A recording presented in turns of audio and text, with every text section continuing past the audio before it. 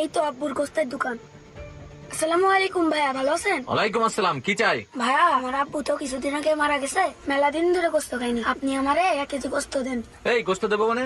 গোস্ত নিবি তার টাকা আছে? না ভাইয়া, টাকা তো নেই, আব্বু তো বলে দিল কিছু লাগলে আপনার কাছে আসতি, তাই আমি আপনার কাছে আইছি। এই আইসিসটা কি হয়েছে? আসলে কি গোস্ত দিতে হবে নাকি? কি ব্যাপার রফিক ভাই ছোট বাচ্চাটার সাথে এরকম ব্যবহার করতেছে কেন? এটা আমার ব্যবসার জায়গা, টাকা ছাড়া গোস্ত দেওয়া যাবে না। যা এখান থেকে, যাও দিক যা।